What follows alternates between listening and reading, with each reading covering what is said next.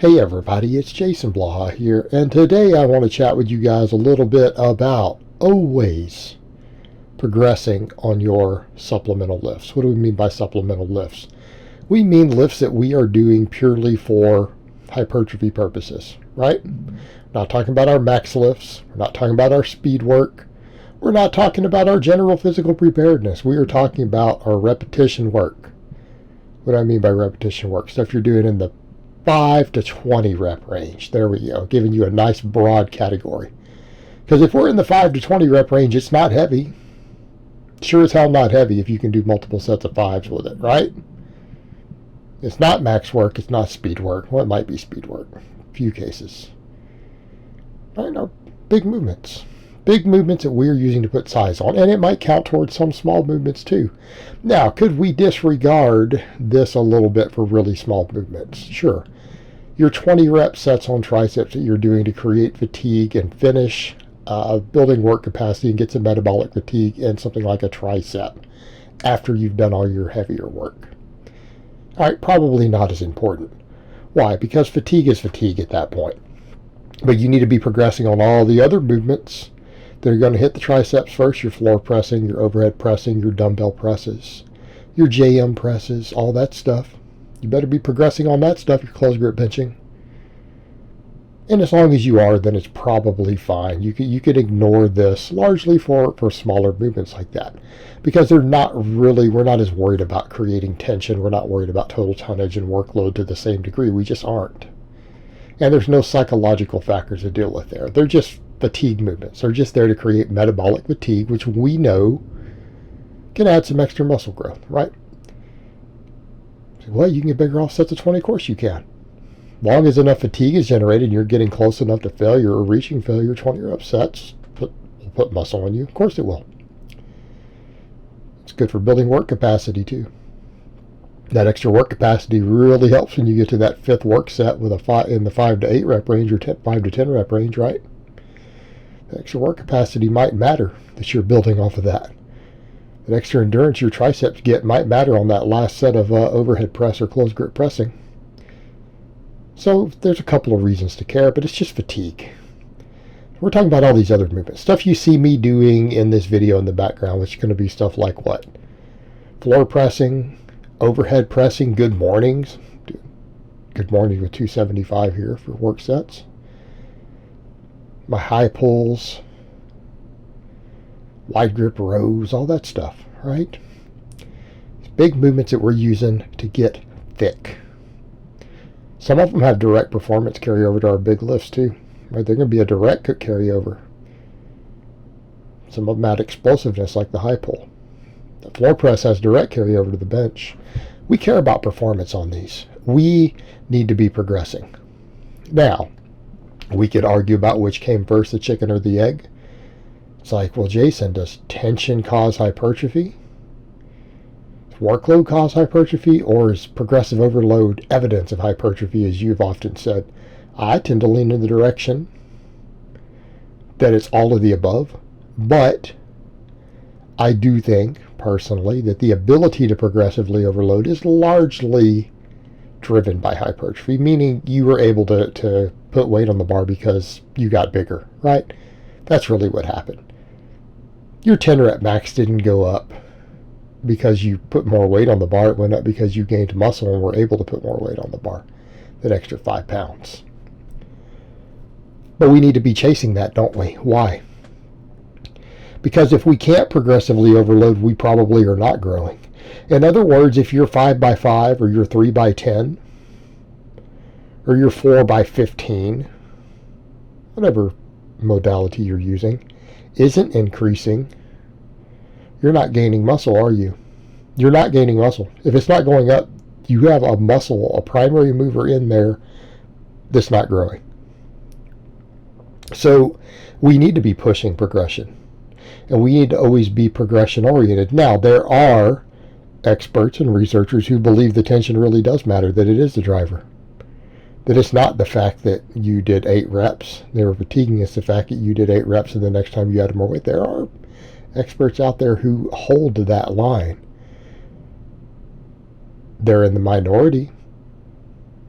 But let me remind you that when it comes to expertise, is a minority opinion sometimes correct? And these are still people with valid credentials who understand research, right? Relevant degrees in the field, who know a hell of a lot about research. Okay, even if they only make up 30%, you might want to listen to them. Even if they're outnumbered, if they're in the minority opinion, you pay attention. They still might be right. Okay. Having a small majority of experts in a field agree on something doesn't mean that you ignore the opposition. It would be unwise. Because there's still a really good chance the other group is right. So in that case, the tension really matters. It directly matters if that group is right. Okay. So if guys like Lyle McDonald, when they write about that, if they are correct, I wouldn't rule it out completely. I just lean in the other camp. Then you need to really be focused upon making sure you're adding weight to the bar and progressing. Your 8 rep maxes, your 5 rep maxes, your 10 rep maxes better be going up. They better be going up or you're not gaining muscle, according to that school of thought. Well, how about if we come over to the other school of thought that the volume's a driver?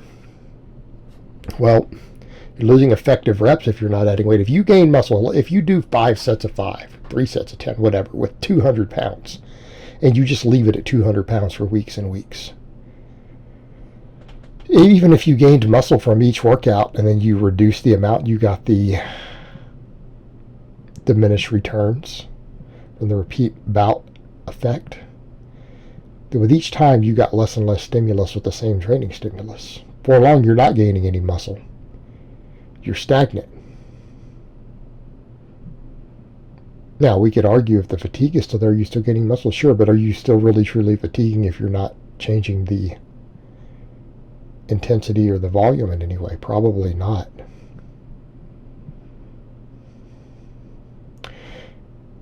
So we can get into the point of the repeat bout effect there due to the fact that we've adapted to that and we just need more tension or more reps. Right, that's really what's going on. Well, then you need to be increasing. You need to be adding weight to the bar. And if you can't add weight to the bar, you need to change something.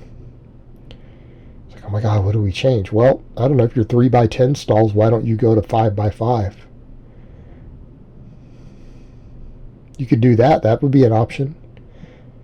These are all things you guys have seen me do. Everything I'm going to list here is stuff that you have personally seen me do. These are things I do with my clients. Can't progress on your 3x10. Why don't you switch to 5x5 and see if you can progress on that?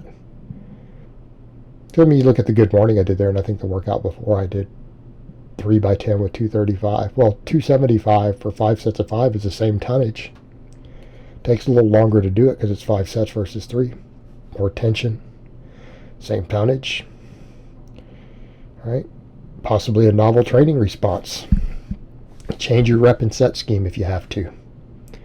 Run whole phases. You can run different phases with 3x10s, 5x5s. Do it on different exercises. 4x12s. You really want some volume. 4x15 if you want a lot of volume. That works. You guys have seen me do 520s. I still do it on certain lifts. Okay. Change your rep and set scheme so that you can progress again. Change the exercise. Change the bar. I change my bars every 3 weeks right now for a lot of these lifts. I just switch barbells and see if I can progress with a new bar. Get a novel training response, right? In some cases, we might hit a part of a muscle that's been slightly underworked due to the new angle with a different bar. If you don't have bars, change lifts. If you've been doing a floor press, switch to a closed grip bench press. Yeah? If you've been doing a closed grip bench press, switch to a dumbbell chest press for that same slot in your training. These all work similar muscles, don't they? The floor press, the closed grip bench, and the dumbbell flat dumbbell chest press. Do they not work the exact same muscles? Yes, they work them at slightly different ratios. There are different joint angles involved as far as peak tension. Yeah, absolutely.